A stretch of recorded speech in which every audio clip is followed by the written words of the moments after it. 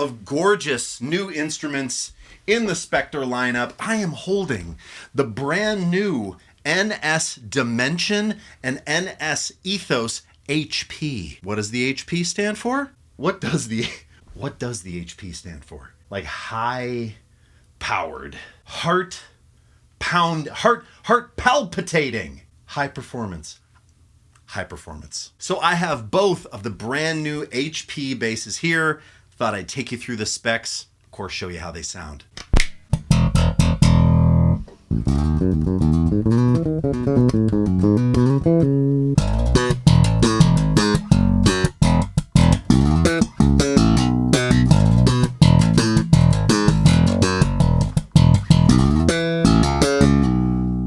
So the NS Ethos and Dimension basses were a way for Spector to bring a couple of import models into the mix that featured some standout Spector must-haves. Neck-thru construction, curved body. Like, this is so signature Spector. But the HP series gives you some cool new rock and roll colors and an awesome electronics package from EMG and Darkglass. The HP Ethos that I have here is, of course, the white sparkle gloss finish. We've got solid Alder body wings, 3-piece maple neck, ebony fingerboard, illuminating side dots, EMG 35 DC pickups, the Darkglass tone capsule with 3-band EQ, and black hardware. Okay, so how does it sound? I think these basses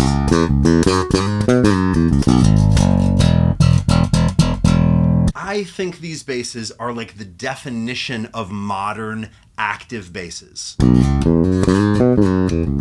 There's a clang and a clarity if you dig in. Don't expect like big vintage warmth, but I will say if you roll toward the neck, maybe boost mids a touch, boost bass, ditch treble completely.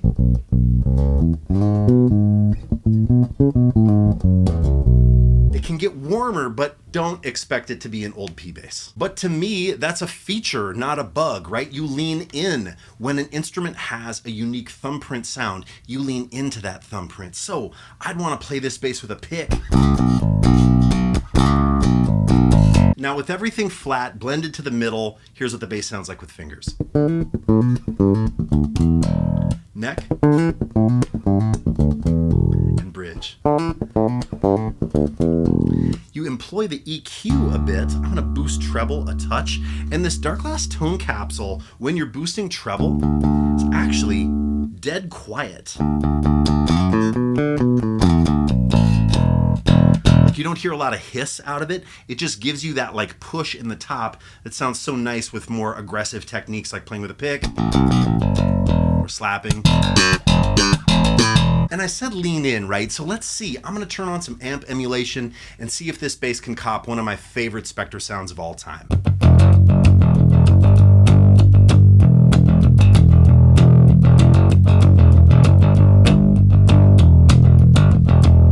Of course, that's Wood by Allison Chains, the great Mike Starr on bass. What I'm doing to get close to that is turning on a bit of SVT amp emulation in the HX Stomp, and then I'm boosting treble just a touch, leaving bass totally flat, pushing mid-range a tiny bit, and blending toward the neck pickup, and you kind of get that sort of raucous mid-forward pick thing.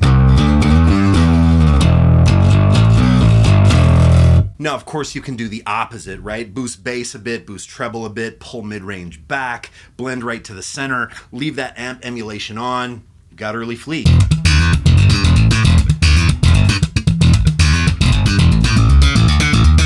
Okay, but one of my favorite things to do with a Spector, especially one with EMG's Darkglass tone capsule, right, is play some heavy music, run it into some amp emulation, turn on some big drive, play it in context with a drum groove.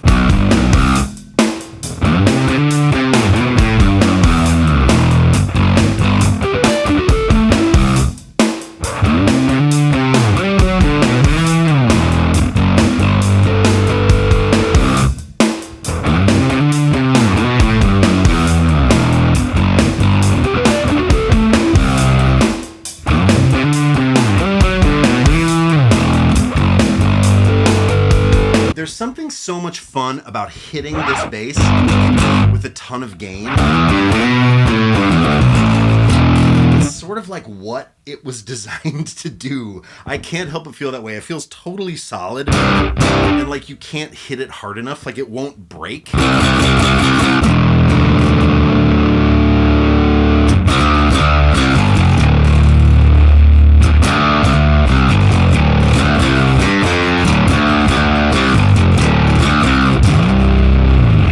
Right along, we're going to check out the dimension. Oh, okay, yeah, so this is the NS Dimension HP. This one leans a little bit more rock and roll in its solid color, right? The Plum Crazy Gloss, and it also has a very similar electronics package to the Ethos. So again, we're looking at solid Alder body wings, 3-piece maple neck, ebony fingerboard, but this one has the EMG 45 DC pickups, Darkglass tone capsule with the 3-band EQ, and of course, black hardware. I'm looking here, map on this guy is gonna be $20.99, and on the 4-string back here, we've got a map of $17.99.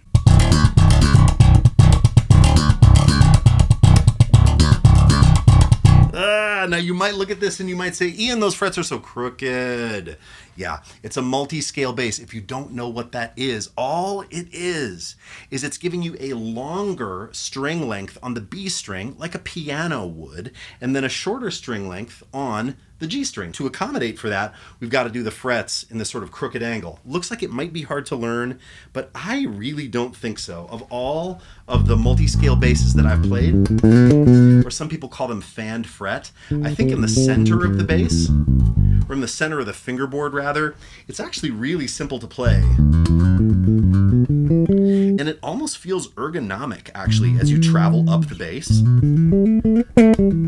Sometimes chord shapes, I suppose if you're playing a lot of minor sevenths, feel a little tricky maybe as you get up here, but it's not bad. The other thing too is sometimes when you're playing like a low C or a low F, you feel where the G string passes over the nut here with like the back of your finger, and that's just something to get used to, right? It's not a bad thing, it just took me a little bit of getting used to. What you gain, however, in a multi-scale is the clarity of the low notes and then even tension across all of the strings, right? So when you're playing the B string, it feels as taut as the G string. The G string isn't stretched too far across a 37-inch scale, right?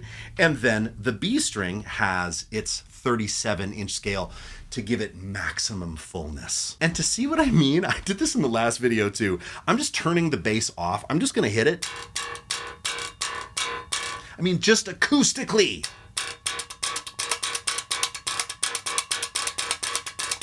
I can almost clip my mic by doing that, right? Ah!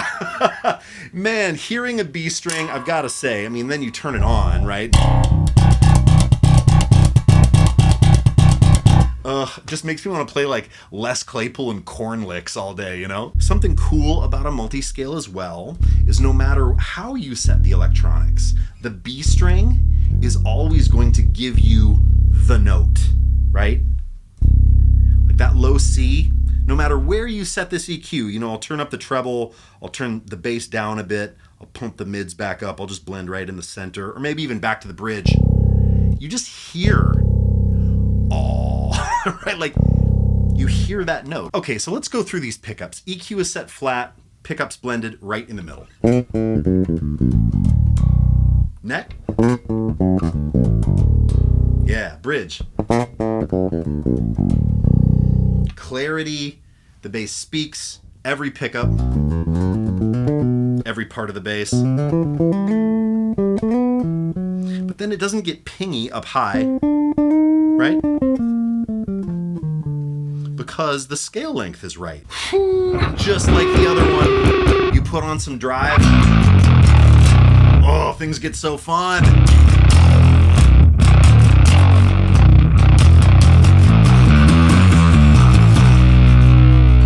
Again, like, oh, I just want to smash the B string. It's so fun to play this bass. Okay, calm the hell down, Ian. Let's try something a little more subtle over a drum break.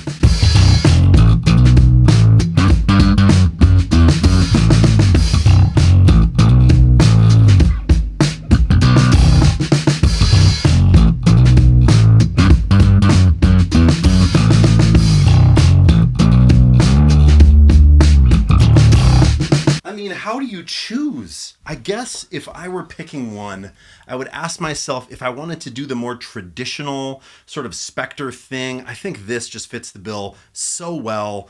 But if I wanted to do more of that like extended technique, play B strings, B string bombs all day with huge clarity, gosh, this is really, really hard to beat. They both have that cool NS curve that we've come to know and love from Spector, and they're both neck-thru. That's so cool. I have been Ian Martin Allison. Thank you so much for watching. We're gonna see you in the next video. Come on, can I? Yeah! Can we do it? 1, 2, 3, oh! Okay, one more, here we go.